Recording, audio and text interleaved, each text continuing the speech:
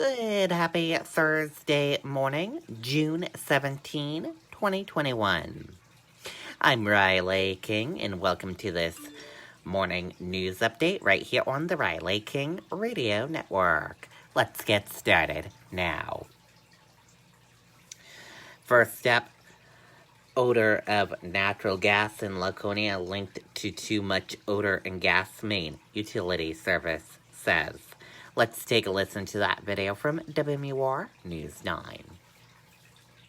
When it's time to invest in a new roof, be smart and look at more factors than just the final price. Not all roofs are the same. Reports of suspected gas leaks keeping Laconia's fire department busy this afternoon and into the evening.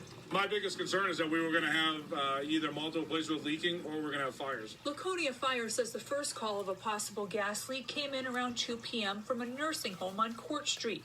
Then the Laconia Police Department, Concord Hospital in Laconia, and around 30 other buildings and homes. Currently, we're not finding any actual gas levels in the building in any of these. But they did find the smell of gas. The reason?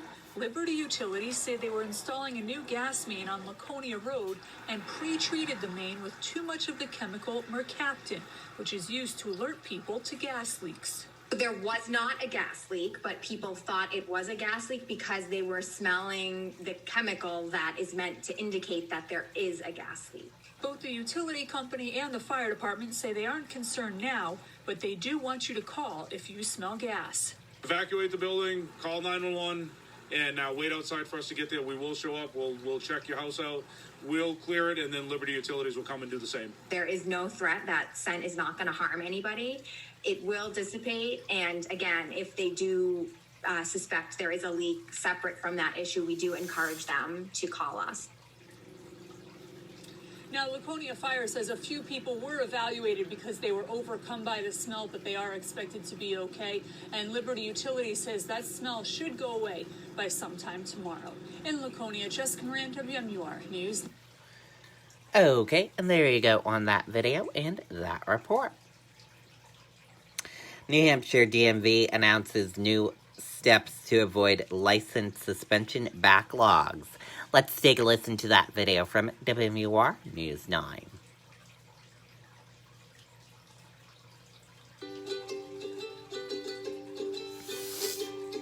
Come see Darla and Hildy at Clark's Bears in Lincoln, New Hampshire. Visit clarksbears.com to reserve your tickets today. We've made a constant commitment to improvement, and so there's a lot of different systems that have been put into place over the last couple of years, but this past week is really the big one for us. The governor is talking about the implementation of the state-to-state verification system. The most significant achievement really occurred over the last weekend, and that was New Hampshire joining the other 33 states in the state-to-state verification system, which really will ensure us to share New Hampshire information really efficiently with other states. The internal review in 2019 uncovered a backlog in New Hampshire dating back to 2016, including 62 unprocessed commercial driver's licenses, leading to the suspension of 7 New Hampshire CDLs. It took 60 days to clear the backlog, according to the report, and now a new computer system will prevent future delays. It's not just a back-end system, it's really a better customer service opportunity as well. 250 DMV employees have now been cross-trained to handle all aspects of motor vehicle processes, and customers will notice an easier-to-operate online platform. We really redesigned our online ticket pay service to make it a little bit easier for customers to navigate. The online appointment system reduces wait times as well, and now you can enter a not guilty plea to a traffic ticket right online instead of using the mail. In Concord, Amy Cavino, WMUR News 9. Okay, and there you go on that video and that report. The Zukovsky's defense attorneys appeal denial of evidentiary hearing. Let's take a listen to that video from WMUR News 9.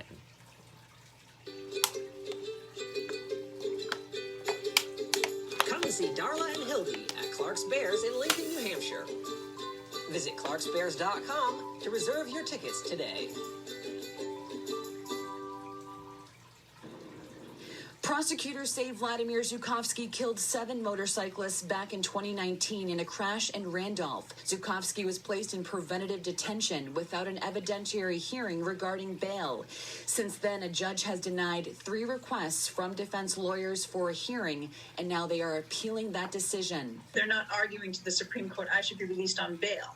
What they're saying is, Supreme Court, I should have at least have had an evidentiary hearing because there is a dispute in the underlying facts. The defense says there's been conflicting views on whether Zukovsky was impaired at the time of the crash and whether or not the defendant's criminal record supports that he's currently dangerous. The main issue on their dangerousness seems to focus on his use of drugs, alcohol, and whether or not he was in fact impaired at the time of the collision. The state argues there's no mandate requiring a bail hearing and that the court used discretion, placing the defendant in preventative detention after finding him dangerous based on evidence. The statute itself is very discretionary with respect to this subsequent bail hearing. It's not required. The hearing at the Supreme Court in Concord will take place on June 29th. Reporting live in Manchester, Kristen Carosa, WMUR News. Okay, and there you go on that video and that report. Traffic complaints, alcohol issues on the rise in some Granite State communities. Let's take a listen to that video from WMUR News 9.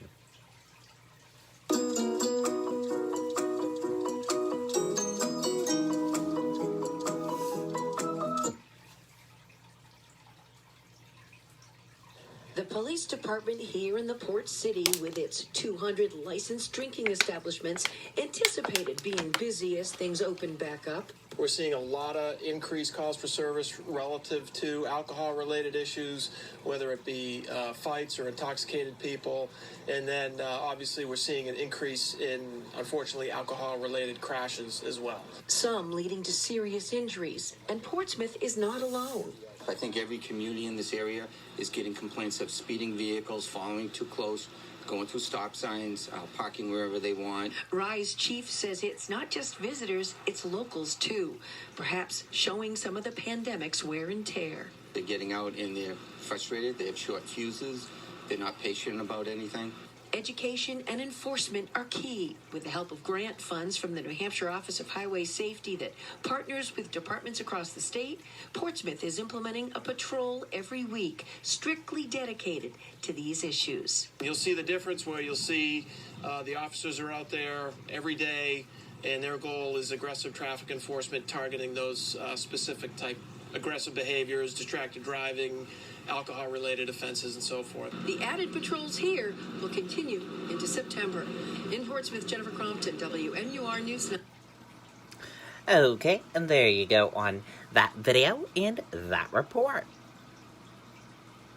Spirit Airlines to begin service through Manchester-Boston Regional Airport this fall. Let's take a listen to that video from WMUR News 9. Their reviews, our reviews. I'm so happy. Find out what we're all about at adamvroofing.com. Starting in October, Spirit Airlines will begin nonstop flights to certain destinations in Florida. I'm proud to say that Manchester has Spirit.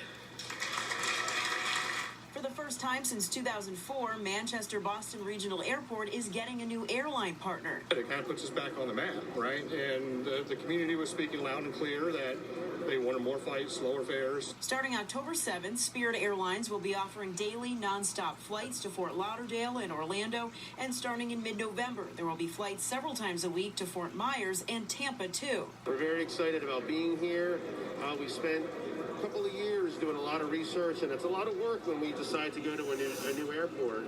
So we take it seriously. All of it happening in the midst of the pandemic. This really helps the sector of the economy that was probably the worst hit, right? Which is our tourism and travel industry and all the restaurants and all the service industries that depend on that traffic. It's expected to bring in millions in economic impact each year. $25 million economic opportunity here with Spirit just in the city of Manchester. Airport leaders say the demand is there. They're about 70% back to pre-pandemic levels. That's without Delta. That's with Southwest only being at 50% of their pre-pandemic schedule.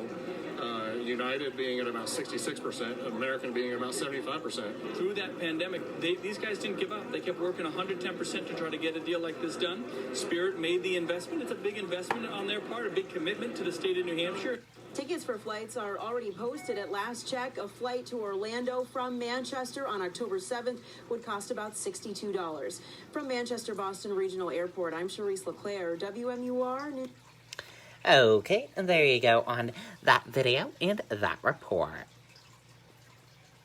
COVID-19 cases continue to drop in New Hampshire. Let's take a listen to that video from WMUR News 9.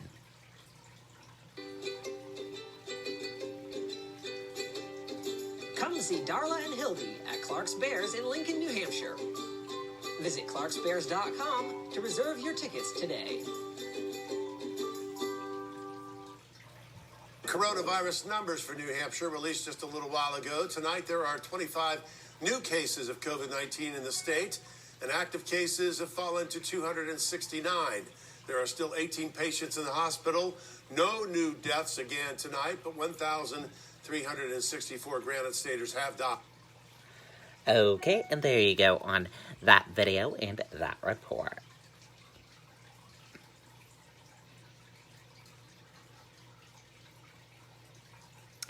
Concerns grow over COVID-19 Delta variant. Let's take a listen to that video from ABC News.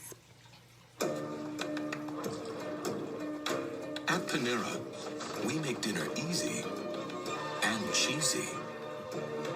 Order our delicious mac and cheese for dinner tonight with delivery or pickup, only at Panera. Now to the other major news we're following this Wednesday night, the coronavirus back at home, the growing concern about the Delta variant, first seen in India, highly transmissible and potentially more severe.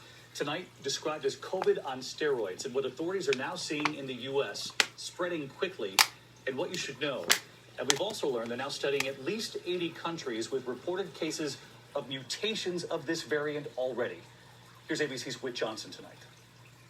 Tonight, the Delta variant threatening to derail progress against the pandemic. The highly contagious strain now identified in at least 37 states. If you're living in a part of the country where there is a low degree of vaccination, or if you yourself are not vaccinated, you're clearly vulnerable because this is basically COVID-19 on steroids.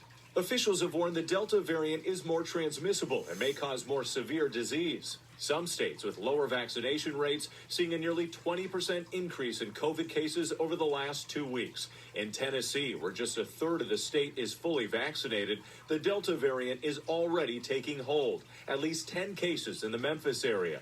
We have made tremendous progress, and we don't want to lose what we've gained. The Delta variant, first identified in India, now making up about 90% of cases in the UK. Some experts warn it could become the dominant strain here in the U.S. It is far more contagious than any variant we have seen throughout this entire pandemic. But vaccines appear to be effective against it, and reports suggest some symptoms of the Delta variant may be more prevalent.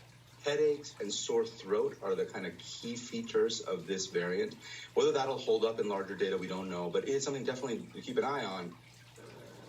And David, the Delta variant has now been identified, according to the World Health Organization, in more than 80 countries. Officials are also tracking so-called Delta Plus variants, which have additional mutations, something they're watching very closely. David? And of course, we'll stay on this with Johnson tonight. Whit, thank you. Hi, everyone. George Stephan. Okay, and there you go on that video and that report. And that does it for this morning news update right here on the Riley King Radio Network. Thank you for tuning in and listening to this morning news update. Have a great day. See you back here later on today with more news updates. Goodbye.